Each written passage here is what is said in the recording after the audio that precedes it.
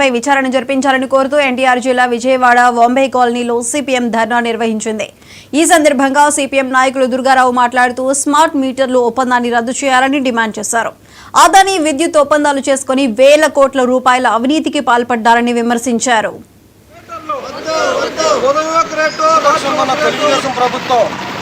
Smart మీటర్లు మేము అధికారంలోకి వస్తే బిగించాం, స్మార్ట్ మీటర్ల ఒప్పందాన్ని రద్దు చేస్తామని చెప్పిన తెలుగుదేశం ప్రభుత్వం ఆ రోజు ఎక్కడైనా స్మార్ట్ మీటర్లు పెడితే పగలగొట్టాలని చెప్పిన ముఖ్యమంత్రి చంద్రబాబు నాయుడు గారు ఈరోజు స్మార్ట్ మీటర్ని ఈరోజు తీసుకొచ్చి వాళ్ళ ముందు ప్రభుత్వ కార్యాలయానికి బిగించారు. తర్వాత షాపులకి బిగిస్తున్నారు, మూడో దఫా ఇళ్ళకి బిగించడానికి ప్రయత్నాలు చేస్తున్నారు. ఈ స్మార్ట్ మీటర్ వల్ల పెద్ద ఎత్తున కరెంటు ఛార్జీలు పెరగబోతున్నాయి.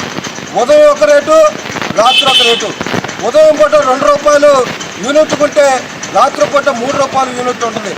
దాంతోపాటు ఇప్పుడు మనం కరెంటు కలుసుకుంటే నెలకోసారి వెళ్ళి కరెంటు బిల్లు కడతాం. కానీ రాబోయే స్మార్ట్ మీటర్ల వల్ల ఇవాళ రీఛార్జ్ చేయించుకోవాల్సిన పరిస్థితి ఫోన్లాగా చేయించుకోవాలి. ఎప్పుడైనా రీఛార్జ్ అయిపోతే ఆ రోజు కరెంటు ఉండదు.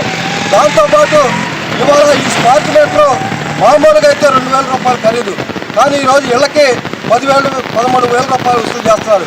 ఈ 13,000 రూపాయలు ఒక్కసారి కట్టరని చెప్పేసి అనే ఉద్దేశంతో ఇవాళ ఉచిత